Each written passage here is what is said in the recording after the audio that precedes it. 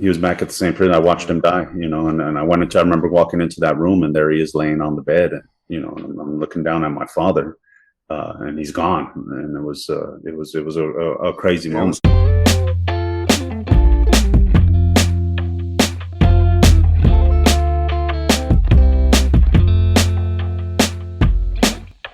Hi, everyone.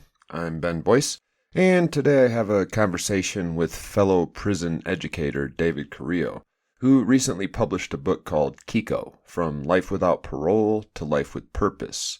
You can find it on Amazon or wherever you buy books.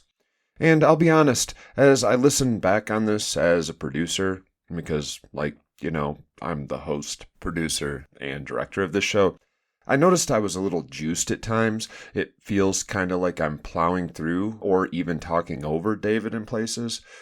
Now, if you listen all the time, then you'll probably realize that's not all that unusual for me, and it actually means I'm really interested in whatever topic is at hand.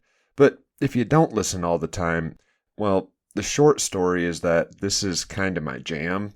I tend to think about everything in terms of what's going on below the surface, where most of us aren't paying any attention most of the time. Do you want to know why someone stole a cookie or killed some guy?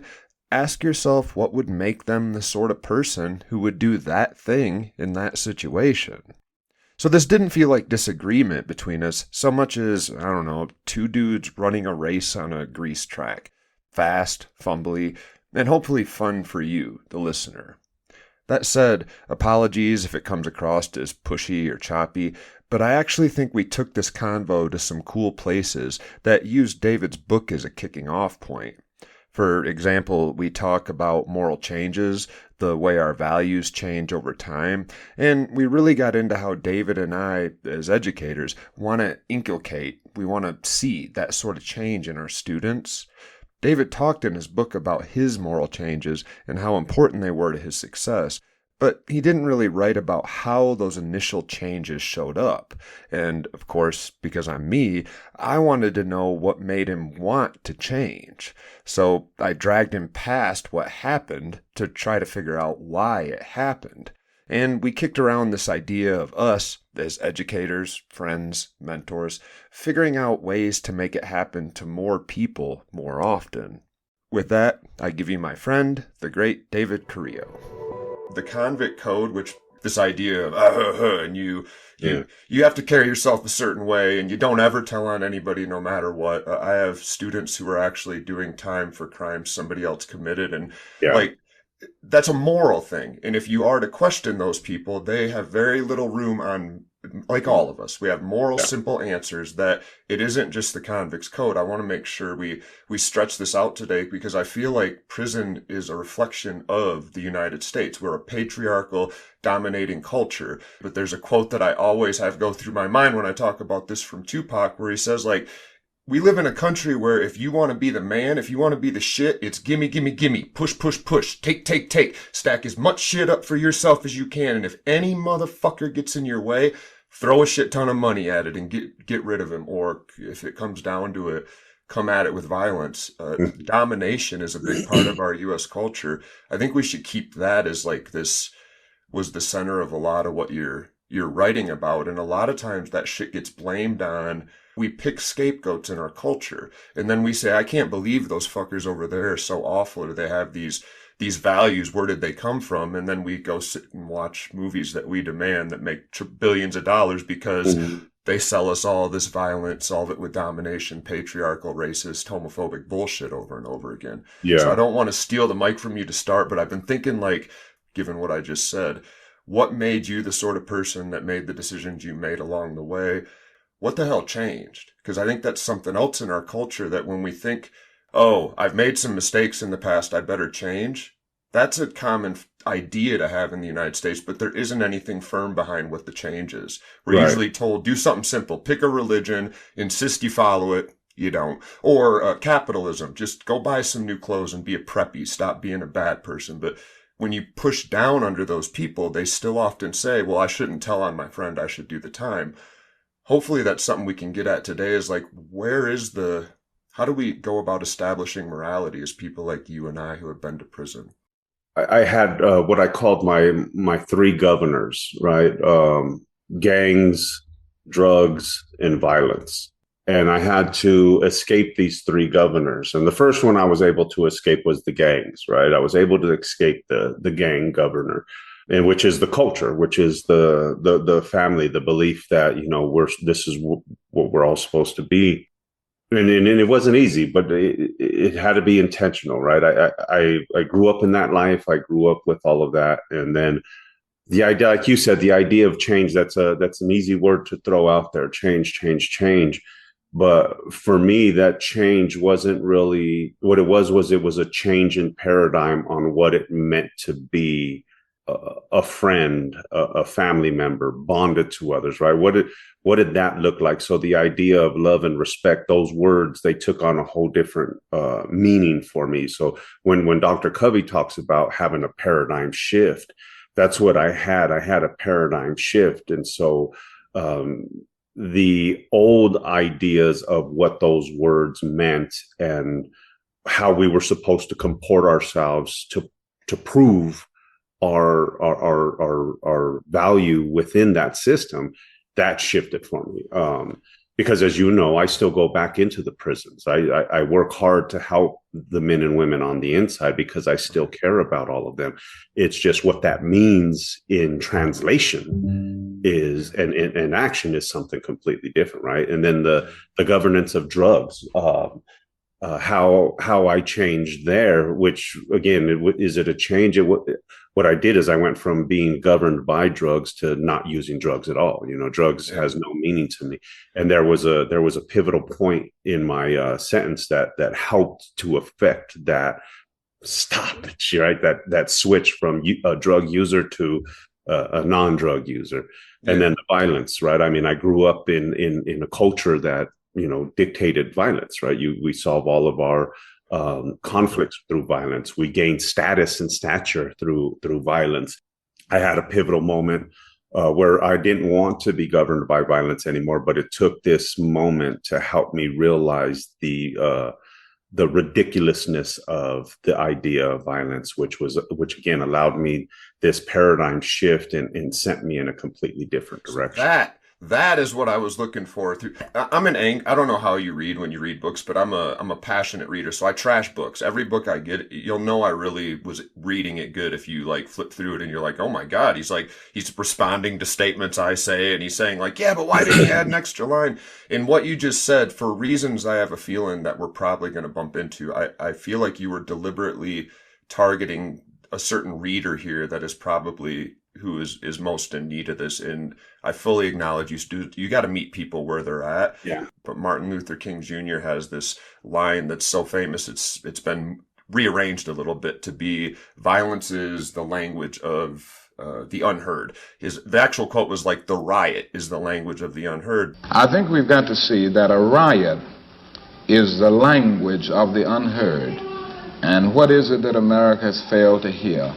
There's a long philosophical history of our recognition as a culture that when people don't have any means to power, when they feel like they can't do shit, they can stand on their porch or the street and scream, no one pays them any mind. They're hungry, they're poor, and they're in a country where goddamn right across the road from them is 500 fucking cars that are $500,000 worth of inventory, and they're looking over here like, how do I get that? Somebody help me, just give me an outlet. Every human does have this final level, which is violence. Have you seen the DU Pie? I'm almost sure you have, the music video they made in Territorial that starts with the guy singing a song, but then it goes through this correspondence between a man on death row in 1935 or so that is writing letters back and forth to the warden's wife. Yes. Yeah. Actually, they did that at Territorial. In there's this description of the guy on death row writing this letter out and saying, when I was a kid, I went and stole a apple or candy bar or something. I forget what the thing was. And when I get home, they found out I did it and I got my ass whooped within an inch of my life. And I learned at a very young age that not only will violence come from your family and be expected from your family, but then when I went out in the world, the cops arrested me and whooped my ass too. And the warden's wife writes back and says, holy shit, I'm remembering this story about my brother, a white kid, who went and stole a candy bar. And when he got home, the store owner was there talking to dad, and the kid was so ashamed. And the dad and mom sat him down and they explained to him why we should respect personal property on most levels, except for a very few exceptions, and why that's just a moral and understandable thing to do. And if we don't do it, we should feel guilty and feel compelled to want to make amends for whatever we do. And she's drawing this line that, holy shit, 30 years down the road, look where my brother ended up. Oh, actually, it was the warden. She's talking about her husband, the warden. She says, look where the guy who now has to kill you ended up. He actually, because of this exact same, you're a kid, we all experience it, but we learn different things. And then again, I want to make sure we're also keeping in mind that, like, even if you get outside of your personal family, capitalism and the rest of the world, the movies you watch, the TV shows, your homeboys out on the street, if they're all still in that mindset of like, well, we do have one language that works really well, and it scares the bejesus out of the rich, stuffy folks who don't pay us any fucking attention until we pick up the guns, it explains why this happens. But yeah, in the book, maybe we should start there. You're in business, right? Finance? Yeah. All right. And I'm in economics, actually general business, business administration. Yeah. And I'm in humanities communication. So it means when you're talking to some of the same students I'm talking to at times, you're bringing in like how do you gain access and navigate this institutional space of finance and take care of your own life. And then I show up and I'm Mr. like social justice. Let's talk about systems of power. I'm dragging all this shit into our conversation, but do you want to say a little bit about why you wrote it the way you did and who you're trying to reach with the book? Yeah, and understand there is a second element. I am trying to reach. I'm trying to reach those who are going through it right now, to show that no matter where we came from, no matter what's influenced our lives, right, what helped to shape our value system, our mindsets, that change is possible, right? With intention, with pure intention, that change is real and change is possible, right? I'm an example. I came from the worst. I grew up in the system. I'm a state-raised baby, right? Foster homes, group homes, detention centers. I mean, my father was in and out of prison. My mom was involved in the justice system. And so for those who are going through it, that maybe feel like this is all there is, it's not. There is more beyond this. And then on the other side of it is the decision makers. I actually want to show the decision makers through my book, because through education, through opportunity, through programming, I was able to figure it out and affect that change. And so I want them to see that the worst of us that they're ready to give up completely on, change is possible, right? Change is real and change is possible. The mindset that, a tiger can't change its stripes, right? A leopard can't change its spots. First off, we're not animals. We're human beings that are endowed with different capacities compared to the animals. Dr. Covey calls them the four human endowments, which is, our ability to be aware of ourself, self-awareness, our imagination, right? We can imagine things that aren't real in fact. I'm so tempted to tangent here, and we don't have time, but like both of those animals do too. I mean, we are animals, but like, how about I just go with you and steelman it and say like, yeah, I can totally dig that there is something that is very different about humans. I know we're tempted to call it like a big advancement. And I'm like, I think time will be the tell of that, because we might blow our own dicks off in the next 5 minutes and we're all dead and only the bacteria survives, because we really are stupid in some ways. But no, I can totally dig that yeah, we are different. We're definitely different. No, I'm not saying we're not stupid in the fact that we don't allow that old reptilian mind to take over with that emotional hijack. Because it works, right?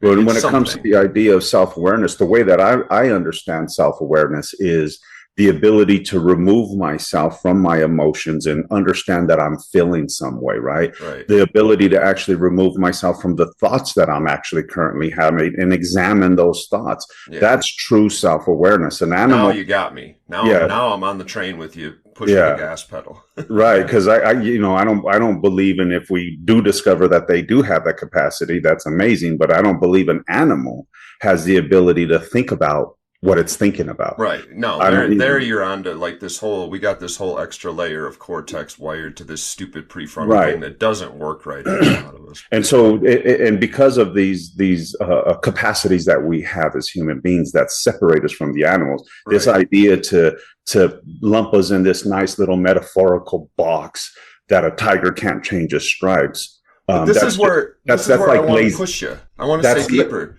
I caught Yeah, what you're saying here, but while you finish this, can you like push to where those differences come from? Because I was totally on board with you at this point, thinking, yeah, we can all at some point go, oh, I can notice before I haul off and punch the wall, or before I, kick my dog across the, or whatever the thing is that we don't like, or break down in tears and I'm depressed. If I pay close attention, I can notice before it happens, but you need this extra piece, which is what I'm curious what your thoughts are. How does one come about suddenly wanting to do that? Even if you're lucky enough in life, because we all grow up and most of us don't notice what you just said.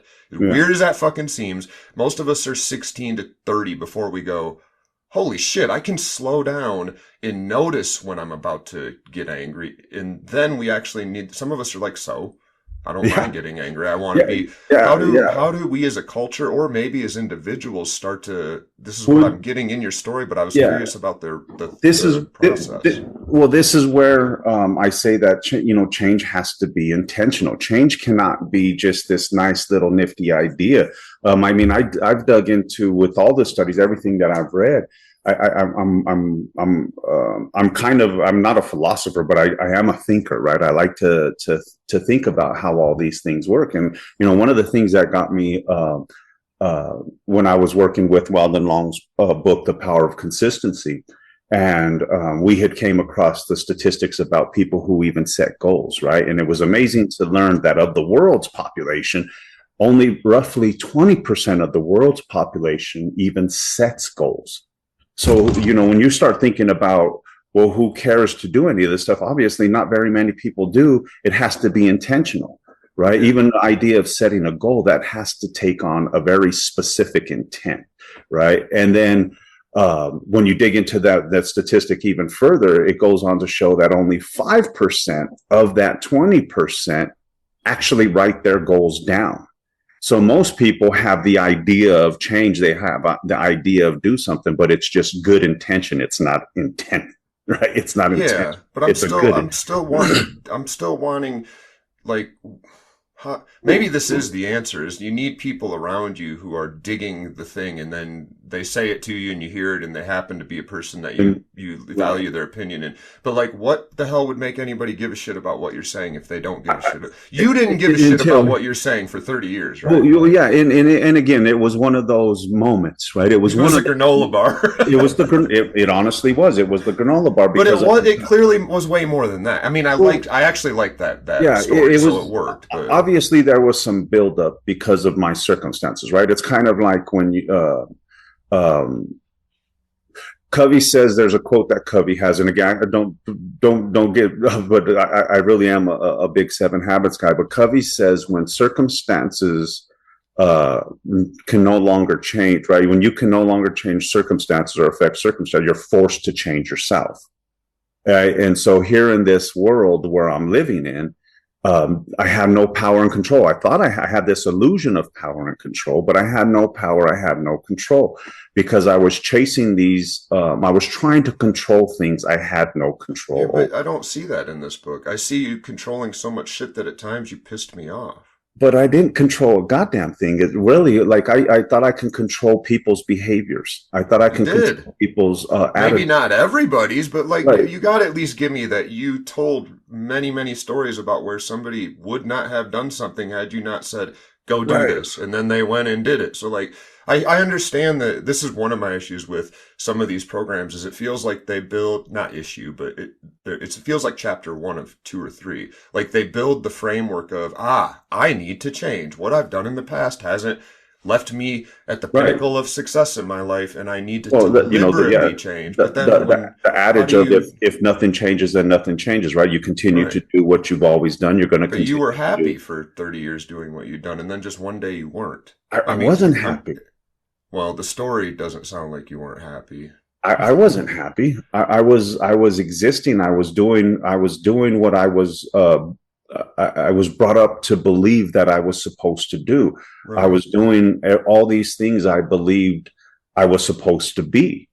And I wasn't happy. It kind of sucked. This is the fucking world that I have to me. This is it right here, you know? And then the buildup of all this, I mean, it sucked going through juvenile. It sucked being taken out of my home. It sucked enduring the physical and emotional abuse that I endured as a child from my family and from the system. I wasn't happy with any of that.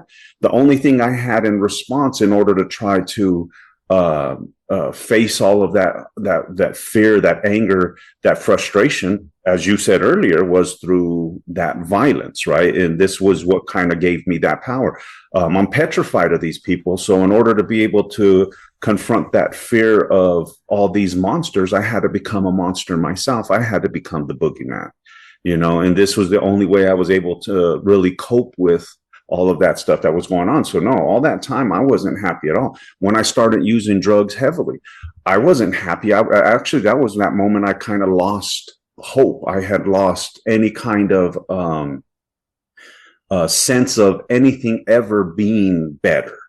And so I kind of just gave up and started putting that needle in my fucking arm, and you know, went years through misery. And my tattoos are actually a reflection of them demons, right? Of those monsters. I have this skull right here, and in the skull, it says, in the smoke coming off of it, it says life, right? And this skull is bolted to these bars that in the background, I don't know if you could see it on this screen, but there's a guy behind these prison bars staring out, right? And so these are all my demons, my monsters, right? My woman right here, and here's the demon, you know, because I could never really be with her, and so you're right. So all the loneliness, everything that's going on on this arm, I wasn't happy at all. I didn't actually. I mean, again, some part you got stories about doing shrooms that sound like fucking blast, or was it shrooms, or was it acid? The mescaline. So I'm not like. By the way, remember I said earlier I got to also weave it in. That was another issue that I took with this that we don't have to get in now. But like, you shit on drugs a lot. It's that simple answer, and I have a feeling like I think I'm hopefully like yelling at you about your next book, that when I read it I'll be like, oh, he just couldn't fit it all in there. The simple answer for most addicted people, and it's the only answer we're given in capitalism, is knock it off. And then some of us are miserable for the rest of our lives. And you got people like me that still use drugs all the time. And I promise you, dude, my life isn't miserable. And that's what the podcast usually focuses on, is like the stigma and the stereotype and the simple answers.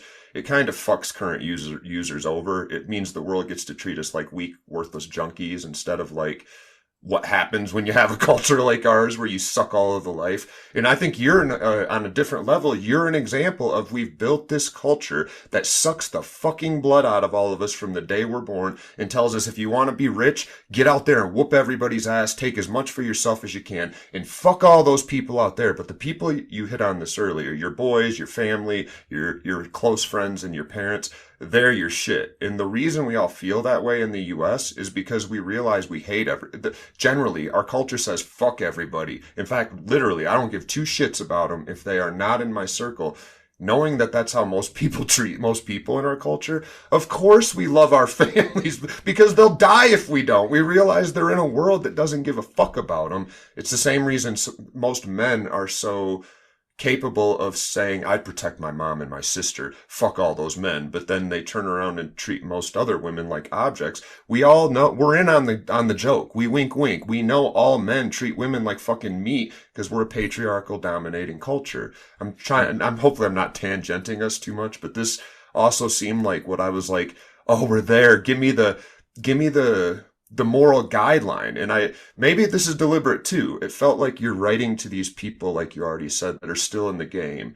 And to reach them, the last thing you need to do is go in with a moral hammer and say, violence is unacceptable. Don't use it. Because maybe they throw the book in the corner then. But that was like one of the many messages as a prison abolitionist that I was thinking, I like that. I was wondering about Christie, one of the few names in here. But as an abolitionist, I don't know where you again, different field, you're in economics, Yeah. but this idea of getting rid of prisons has to start with like, we change the things that prisons are needed for. And that's the Right. mentality of people that are already so fucked over by society. They resort to violence so much that the rest of the world's like, well, get the fuck out of here then. Go behind that wall. If we abolish prisons before we fix the minds and hearts of those guys, we're going to just rebuild prisons because nobody wants to live in a world where knuckleheads are whooping each other's asses on my front yard 3 times a day, right?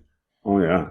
So I wanted to show this picture though because I wanted to kind of illustrate something, and I don't know if you can see this. And if you looked at the pictures in my book, you could see something too. Yeah. But if you look at my face and my expression, right? Do I look really happy there? No. Obviously, I'm standing there with my baby sis, my biggest supporter, my that's Christy right there, my baby sis, my hero, my idol. And look how miserable I look. I'm angry. Sure. Right. And so there's that. Now, hopefully this will show. If it doesn't, I just found this picture. Maybe I need to upload it or something. I think I can pause it and snatch the. Let me try to see if I can. Yeah, you might have to turn your background off. Turn my background off. Okay. So here I am now with my sister, and there's my brother with us, right? We're at territorial together. Look at my brother's face and look at my face. Yeah. You see the difference? Oh yeah, I see it. I'm not arguing that for you. I think it's multiple things you're hitting on. Number one, when I read, and we talked about your story last time, when I read about your addiction, you do. In fact, I actually was one of these guys for a time too, where I was with heroin and cocaine and fentanyl, injecting all day, every day for about 5 years. I had to stop. There was no, you know what, tomorrow I'll just use half as much and I'll be fine. No, it's injecting heroin. It's cocaine. It's a specific kind of like, dude, nobody's going to do that all day, every day and have a good life. So I was with you. Some addicted people have to just cold turkey. And then in the same vein, you do a good job of talking about walking away from that lifestyle where you were constantly forced to worry about, you know, like some punk that I roughed up 5 years ago that now catches wind of me and I don't see him in time. All that shit that goes away. That's what I see in those pictures. But it still leaves me wondering, how do you get people who value violence to not value violence or to value peace? This is just the moral me, because this has been the mission I'm on. No, I get that. And I guess in a way, like I want to show people, I want to give proof positive of somebody who grew up in that and has had that paradigm shift where and I get it. And my worldview has completely flipped upside down, right? My worldview has but this was something I wanted, right? This was intentional.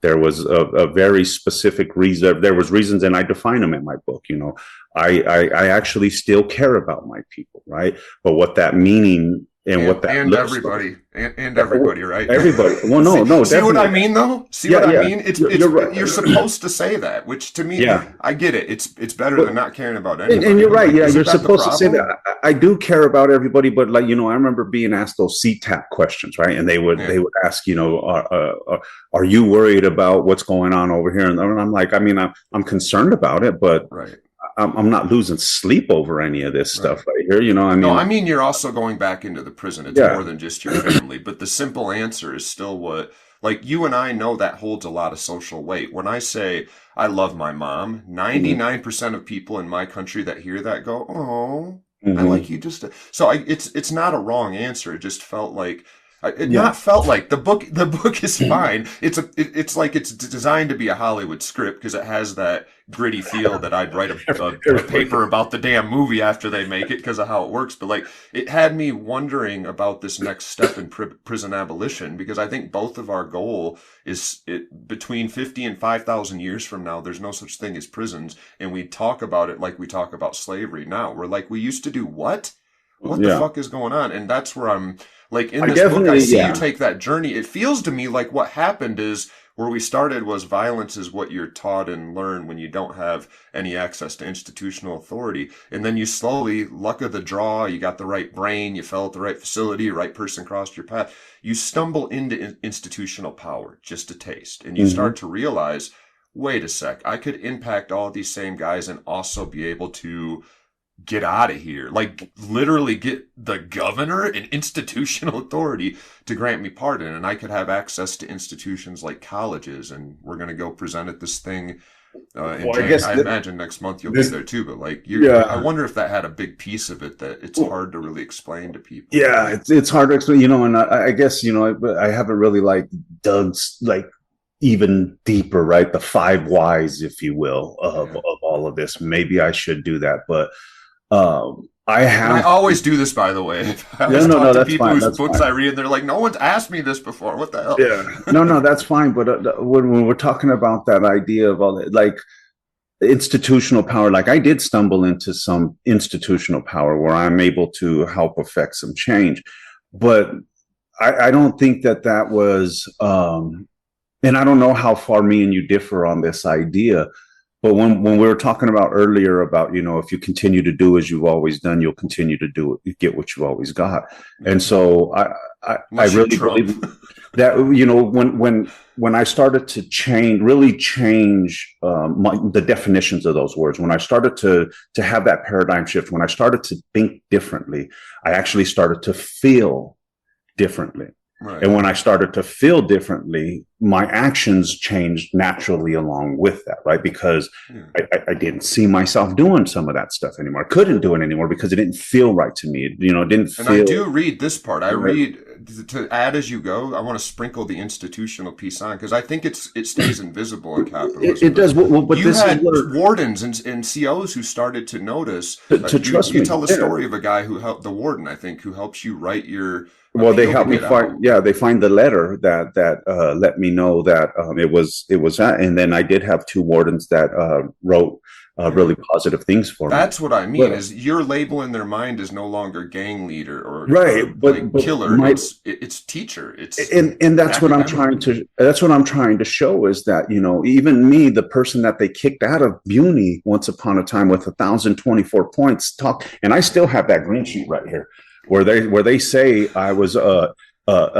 inappropriate for BVCF, right? I was, because of my violent history, I'm inappropriate for gladiator school. Are you fucking kidding me right here? read Right? your book. I go from that guy to the guy that they're having build programs, right? That they're writing letters for me to help me come home. That's what I mean by institute. Yeah. I know it's it's a word we don't lock down much, but that's literally what I mean. Either the institution was going to label you inmate number 0, keep this dude locked in a hole forever, and the DOC was going to agree, and the courts were going to agree, and the public didn't give a shit, and the media is going to make bad movies, or these same institutions, including media, the book, and maybe a movie or a show, somewhere down the road, those same institutions are going to stamp you with the label of recovered, redeemed, giving back, educator. Yeah. And that's what I mean by institutional authority. Yeah, and they can stack me with that, but the reason that they're stacking me with that, and this is my opinion right here, is because it's who I am now and the things that I'm doing that justify that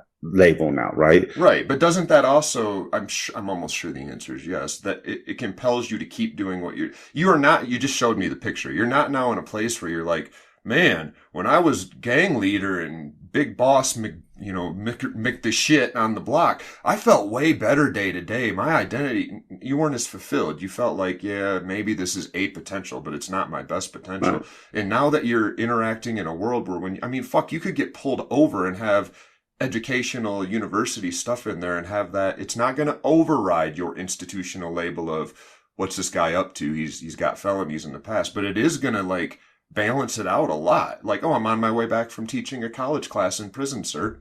Oh shit. That's all I mean. It really stays invisible most of the time, but it feels like that's what, maybe I'm speaking for you, but as I started to slowly move away from just junkie, just idiot, just convict, just recidivist, to be like, oh, and also I got a associate's degree. Oh, and also I'm kind of like, I know a little bit about certain things and I'm big in the recovery community.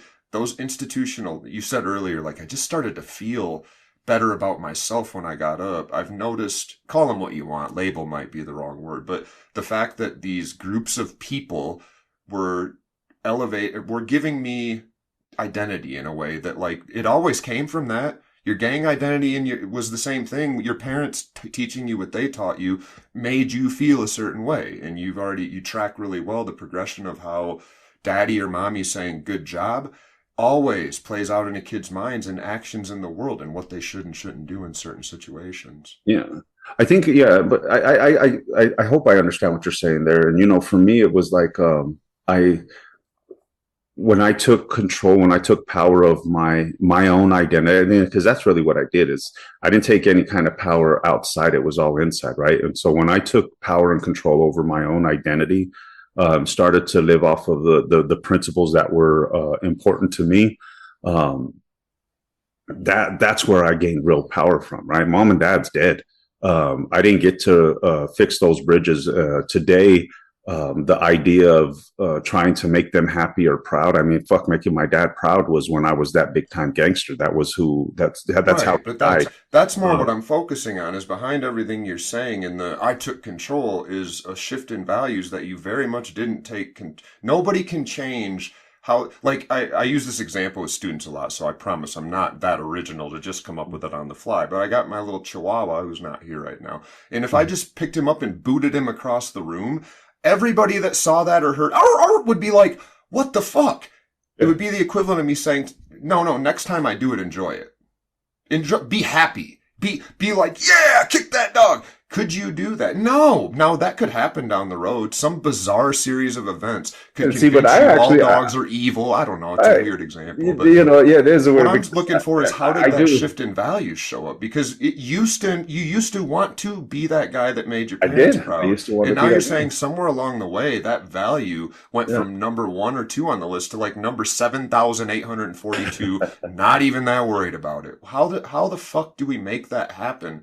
And I think your book is an answer to this, but like this is where I'm like, we're in there talking to these guys, and once every class I get a statement that I have to be like, hold the fuck on, man. Like it's always the religious guys, but my most spiritual, religious, vocal student at the end of class, I had said, yeah, but guys, seriously, what do you think would happen if the CEO said, look, y'all can't leave because you're still sentenced, but we're out of here. You still get food, you still get medicine, but we're gone. Y'all just deal with it. And my most religious student said, well, everything would be fine, but first I'd have to kill 2 people.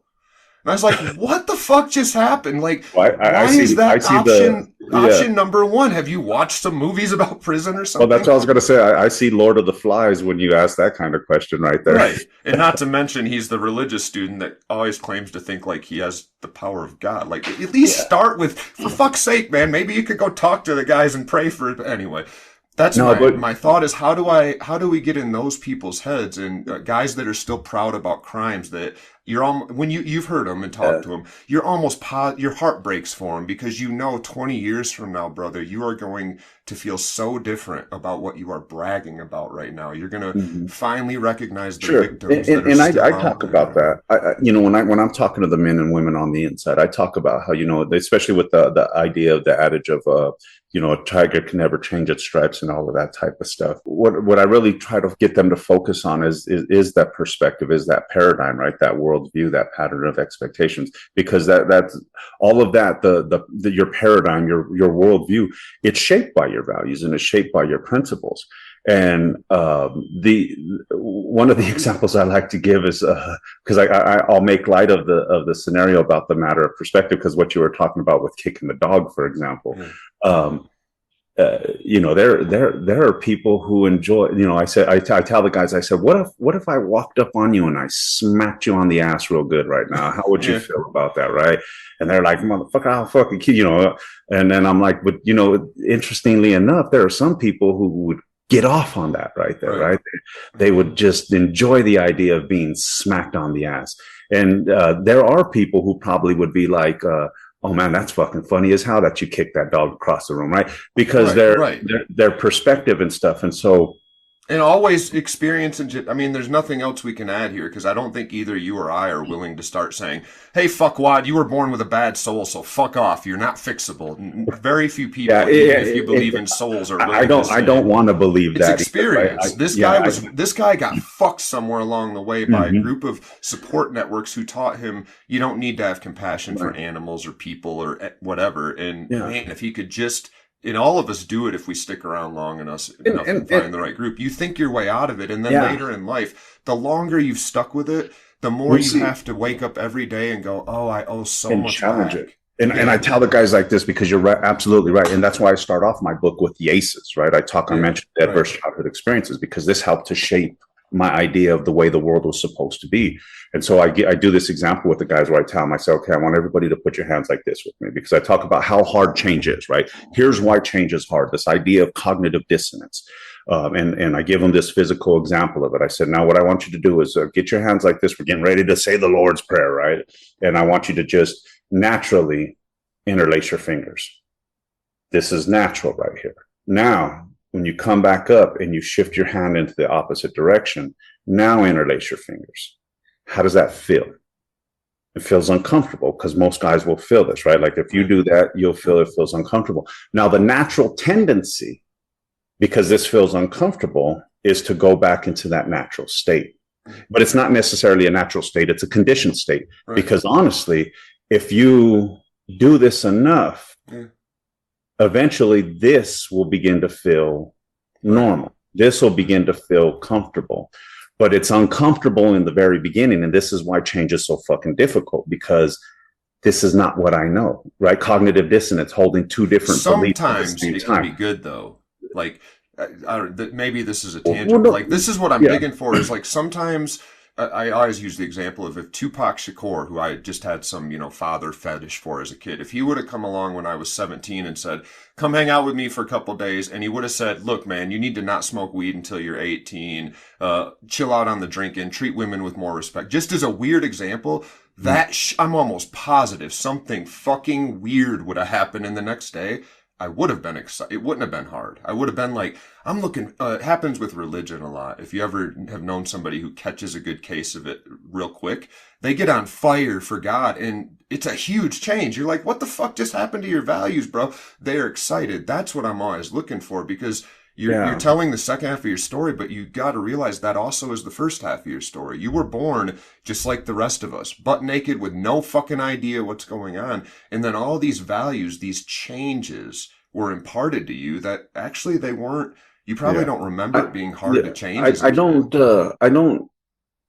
don't knock any of those guys that found religion and were real super excited for it. But the problem I have with that, well, I do, but not here. Yeah. That wasn't my point. No, I know, but the point that I want to make is, I think in line with what we're talking about is, see, they're looking to something external. You talked about Tupac, which is somebody external to you. That gets you excited, and obviously all our influences came from something external. Yeah, but there is no. I mean, like you're dragging me here now, so we got to go. Go ahead and finish what you're saying. Just know that I'm like. Yeah, well, I'm gonna push you to be like, what do you mean internal? Because I'm almost positive if we external. Keep going. I said. No, you say that. What you're saying, you said it a couple times, is that yours was completely internal. You just reached down deep down to your bootstraps and pulled yourself up based on what morals and values and standards. What changed? Why did that thing change? Well, almost certainly because of experience. But remember, and it was a lot of experiences that came along with it. But I had this internal drive that was separated from the outside. From? Did you choose it before you were born? Did you say, I want to have the sort of brain and body that when I'm 40 years old, I have and you're going deep into the philosophical it's just luck whys and stuff. It was, but it didn't. Us. When I decided, so when I first had the idea of change, right? The idea that something had to give, I had no fucking clue about that, and I write about that in the book. And you didn't choose that. To have that feeling that day, right? It just you woke up one day and you were like, what the fuck? I suddenly feel like I might want to change and now I don't know what to do, right? Right. I had no choose idea. That. It just woke up and it was there one day. Well, Lucky us, right? I mean, because I woke up the same way one day. Lucky us. maybe lucky, but I still think that a lot of people want it, just nobody knows how to affect Exactly. it, Now right? now you're where I started, which is Yeah, like, yeah. And when they do get an answer, they go to church every week, and what they yeah, learn but there is just and I'm don't trying to change say that anything. get away from the stop looking to the external. You know, I mean, and I get what you're saying that pretty because everything is still influences. But one of the things I try to tell guys, and I like to do this, I like to get the guys to think about this, right? And I'm like, imagine if you will, because it's not that big of an imagination that you need to. But once upon a time, if you can understand, none of this was fucking here.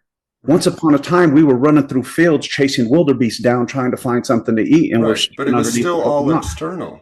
We weren't born But knowing what a wildebeest was or how to we chase them weren't. down. But somewhere along, somebody identified that. But beyond even Well, that, then they taught identified. us or we saw it. And then we were like, oh, now I know that thing. And now But after I've still, done it so much, it just feels like part of who I am. It feels like it's right. internal, But what right? I'm trying, right. But what I'm It trying, the still point I came try from to, outside, I think. the point that I'm trying to make to people though is as I'm telling them this idea to think back to this point that Yeah. somewhere along the line somebody had an idea, that imagination kicked in. Somebody had an idea that, you know what, maybe if I gather enough people like me, beings, like myself, Yeah. maybe we can gather these animals together, right? And because once upon a time, there were no societies. Now, all of a sudden, societies begin to form because all of this shit is fucking made up. Right. Once upon a time, Right. somebody had this idea that maybe, hey, if I take this flat plank of piece of wood and I sit it on these other labels, now all of a sudden Keep I got weight a off nice, my head. I got a nice chair instead of sitting on this jagged fucking rock or Or a this hard nuclear ground. bomb protection if it's the 60s. But all of it, everything still came from an idea, a Yeah. thought, and that idea wasn't influenced by nothing It other than, was. It well, maybe absolutely was. necessity, maybe Both of them necessity. you described were influenced by the outside world. This guy saw a thing, and then he probably saw that thing hold somebody up, and he was like, "Man, it sure would be."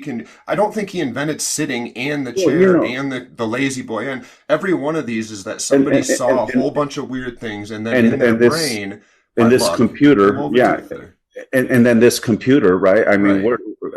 who in the what were they smoking when somebody came up with the idea of the It was phonograph? just built on what had already been there, and that's my point. No, actually, I think we're probably, if we got to the bottom of this, saying the same thing because you wouldn't have wrote this. I mean, that's if you're saying it's all internal, then what the fuck are you writing a book for that is written in a way that is deliberately aimed at a lot of these guys who are they're starting to think about change, but they don't really know Well, how, and but they don't have a lot of it's role models. And now you got a fucking story that you can go, oh, somebody else has done it. And if you're saying you don't think this is going to impact how they think about the possibility of 10 or 20 years from now, well, no, you're I out of do your think fucking mind, man. no, That's the whole point. I hope it impacts them because I'm being it's now I'm a podcast host. right, but it's the idea of the ability to create a reality for yourself, right? Right, You right. hear a conversation or you experience something. It's how you interpret that creates the reality for yourself. And what I'm telling people and what I'm trying to get across to people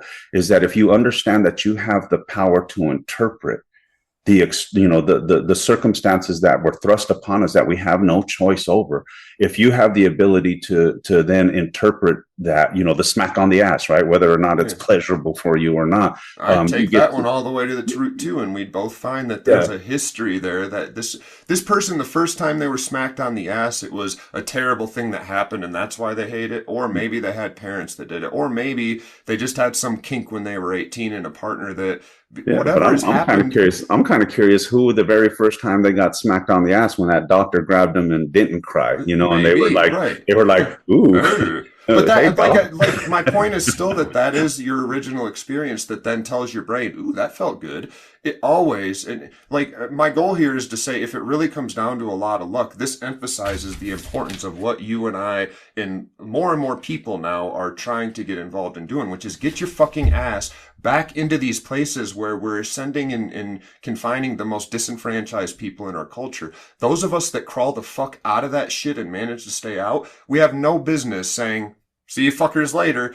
If this really comes down to there's something along the way that just instigated this change, and then lucky for you, there was this thing called the 7 Habits of Highly Effective People, or you would have just been like, well, I have to tap this cup on the table 3 times a day, scratch my head on the right side, and eat 3 Wendy's McFlurries a day. Like, you could have come up with some bizarre shit, but lucky for you, somebody was around, they got in your ear. Yeah. You didn't change, like, I need to change. I need to become the worst motherfucker on the planet.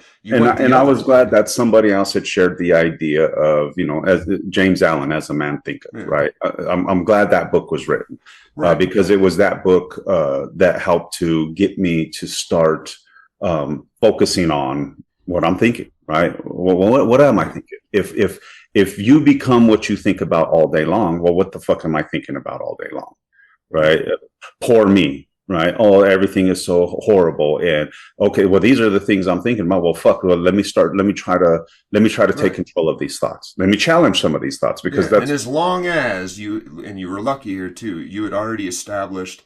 Like, we both know guys, and this is what I'm trying to do, is say we both know lots of dudes who, if they were like, oh, I don't like that I'm depressed, you know what I should think about? My harem. I'm going to have a harem of 43 women, and I'm going to force them all to stay. We both know some fucked up dudes that, like, the moral foundation that we never bother to actually build. Nobody has principles in this culture, because capitalism is really hard to operate in if you actually are principled and have the same answer for Trump as you do for Biden. What kind of fucking fun is that? I prefer to let my guys do whatever the fuck they want and then condemn anybody that doesn't agree with me politically or on any particular issue. And that's what I know I keep pulling us back to that, but I'm like, you're doing a good job of describing all of the external forces that, honestly, a lot of these weren't here 20, 30 years, even at the beginning of your bit, the 7 Habits of Highly Effective People.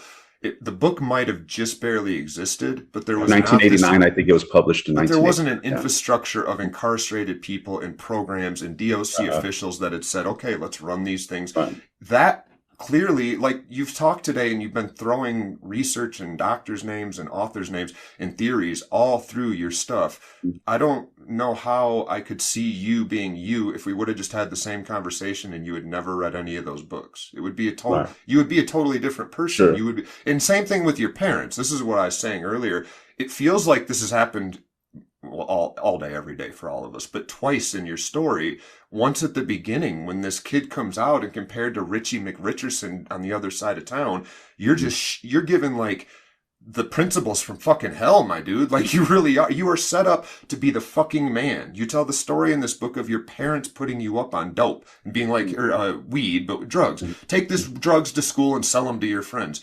Most of us don't have moral guidance that by the time we're 15 years old, we are wired up to think, not only is that acceptable, but it's good. It is pride-worthy. It's how I get my parents' approval. And you actually, this is another thing I thought you did a good job on. You walk through the process of kind of becoming embittered at them. And then, I know this would be a huge jump, but I did want to at least touch on it. We got a few minutes. Do you want us to tell a little bit of the story about how your story with your dad comes back around at the end? Sure. Yeah. Go ahead. Yeah, because it was one of those things where it was like, man, I hated this fucking guy, man. I was afraid of him. I mean, he beat the crap out of me when I was a kid. He beat my mom. I grew up watching this stuff, and he was hardly there. He was in and out of prison all the time, right? In and out of jail, and then all of a sudden there he is. I used to have fantasies about just doing some fucked up stuff to this dude. I mean, when I was in prison, and now I'm calling the shots, right? This is my house now.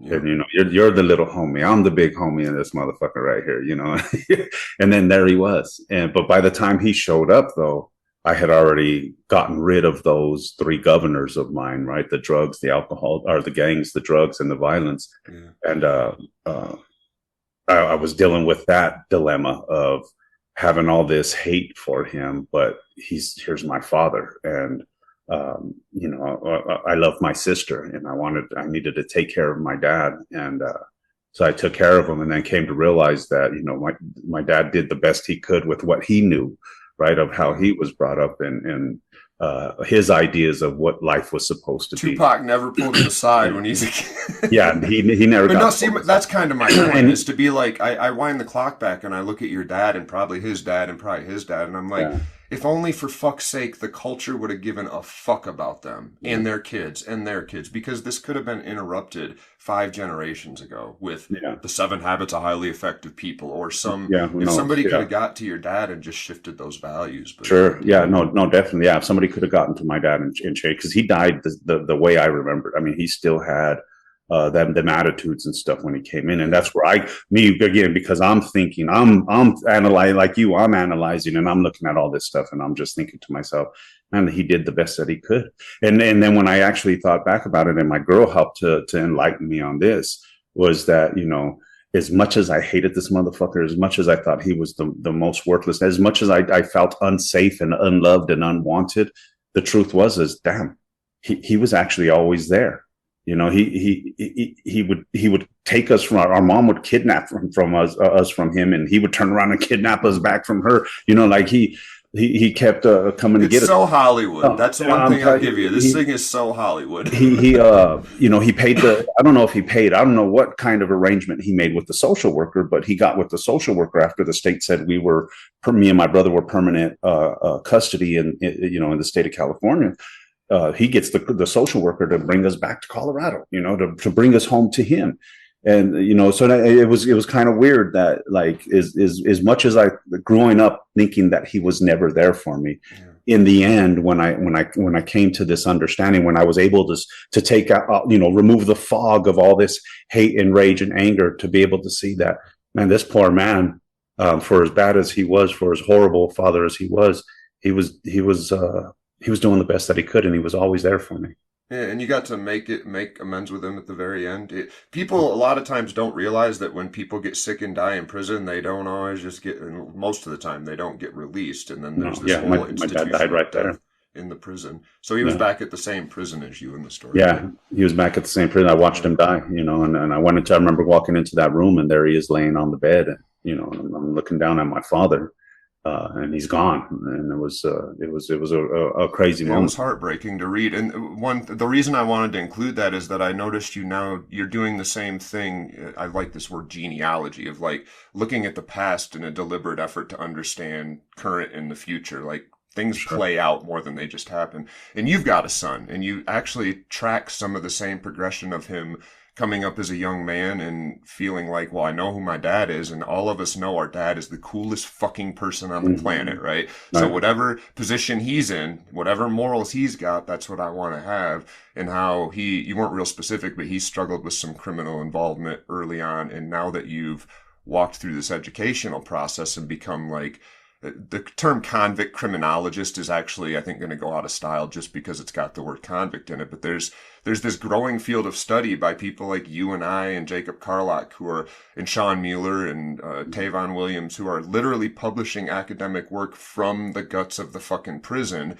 And we have a much better perspective. And that seemed to spark this. This is kind of what I've been trying to center this on too, is identity, and how it stays so sort of invisible, and it's right in front of us all the time. If we're willing to say, why is it that I value the things I value? It's almost always, that doesn't say whether you should or not, but there's almost always a way to go, oh, I've been such a misogynistic, woman-hating prick because my dad used to blah, blah, blah, blah. And I like that. I definitely agree, because, I guess the language, right? Because I talk about it when I talk to the guys about the aces, right? And those, and I tell them, I right away start off with a caveat. Look, I'm not giving you guys an excuse, right? Because what you're doing is not right. You've got to change it either way, right? You got to understand, going out, whatever happened to you, the harm you're causing now is not right. But this is context. It's context in how did I get to this point, right? How did I get to the point to where my values, my worldview is telling me that this is the way I'm supposed to be. This is okay, and justify and rationalize all that. Here's where it's coming from. And now once you actually understand where it came from, now you have the opportunity to face it, confront it, and flip it, flip that script. And I'm with you on that. No, Aristotle, it's funny, I told you I over prepped, but I was going to start with this quote from him that he had said, 2,000 years ago, that show me the child for 7 years and I'll show you the man. And that seems to run throughout this, especially at the end. Like, it's an empowering piece to end on, where you bring the next generation in and you walk us through, like, your deliberate making right, right? Like deliberately trying to do what you had just described, recognizing in your dad, it kind of made you sad. He never figured out a way to value or to even want to do it. It wasn't like he was like, well, I really should do it, but I'm not gonna. He just never had the experience that would have shifted those values and made him go, oh, I've made a mistake. I need to make it right. And you've forced yourself to deliberately. So this isn't to take from, I think what you're saying when you mean it's all inside is there is some part of you that you have to say, all right, all the shit I've been taught in the past, fine, I'll question it. Fuck, fine. But it's so easy not to, but fine, I'll question it. I'm going to shake the bolts. Well, yeah, and I definitely don't say it's easy. It's a hard-ass fucking process. It's such a difficult, painful, lonely process to shake that tree, to rattle that tree, to try to dig the fucking roots up from that tree and replant something new. It's hard. It's challenging. Yeah, and the final piece I'll add is that I also like that you just kind of broke the metaphor, but I didn't quite see this as digging the old out and removing it. But I talk about this a lot with the guys. We're all kind of terrified of that because what the fuck is there if like the thing I think has been like bitches ain't shit but hoes and tricks and I sell dope and I'll rip you off if you leave your shit out. These things that used to identify me. I didn't know what the fuck else there was. So when somebody would say you got to change, I'd say, well, yeah, I know, but like, to what? And what? There's something valuable about looking back on that stuff and understanding where it came from, but then also trying to figure out like, how do we go about building a moral foundation? Because most of us were taught some really wonky shit. Really but what I was getting at with them is I tell them you don't necessarily give up who you were. Yeah, things change, but I've noticed that the things I was most afraid of losing, I didn't lose. I still with me drugs, but like not necessarily that. If you're a rocker and you've been like, I always play, but I can't drink anymore, it doesn't mean you have to give up music. If you're a hustler, this is what strikes me about your story. You can hustle in the legitimate world. You're Bunky, one of the few people who's mentioned by name in this book, Sean, one of our friends, actually probably had a big part of this too. He's a hustler out in the world. He's a finance guy. Yeah. When you realize you got to change, but you don't have to throw it all away, it's more about growth. It's about trimming off the branches to borrow a spiritual metaphor. Maybe even reconceptualizing what those words were that you thought you understood, right? Those values, those principles, reconceptualizing it. Yeah. Because again, it doesn't have to change. Like I still believe in unity, but now what that means to me is something completely different than what it meant before. Right. Love and respect. Those are huge words in prison, right? And honor. But what they mean to me today have a completely different tone to them than what they had 15 years ago. Yeah, we could spend a whole hour rapping about that. Yeah, absolutely. Well, I appreciate the work you're doing, David. As you know, I'm sure we'll talk again in the future, especially when you write the next one that unpacks all the shit I forced you to talk about today. The book's called From Life Without Parole, Kiko, From Life Without Parole to Life with Purpose. People know from our last interview, Nick Kiko was your nickname. That history is in there. So is there anything you want to add real quick before we go? I know we went over a little. Yeah. No, I just, want to continue to reiterate and reemphasize the fact that, change is really possible, but it has to come with intention. If you allow change to just take, because change will take a natural course. You're going to change either way, right? You're going to change either way. No matter what, you're going to change. But when you allow circumstances, situations to change you, you might not like what you're going to change into, right? And then you're filled with regret and you're filled with sadness and all these different types of things.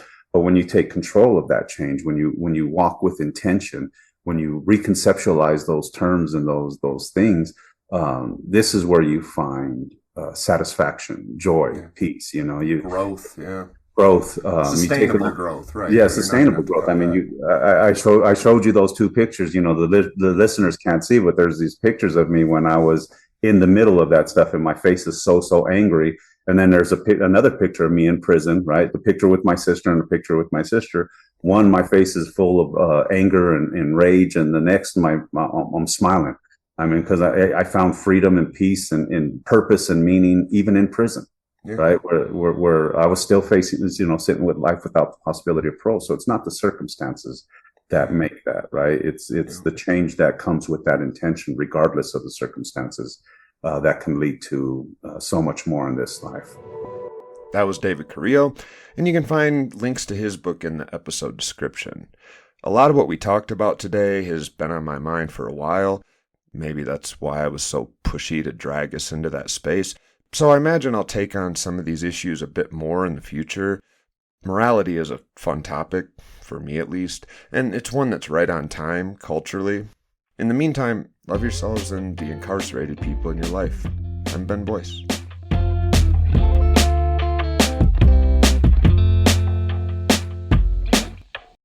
Everybody's like, you taught that from school, everywhere. Big business. If you want to be successful, you want to be like Trump, gimme, gimme, gimme, push, push, push, push, step, step, step, crush, crush, crush.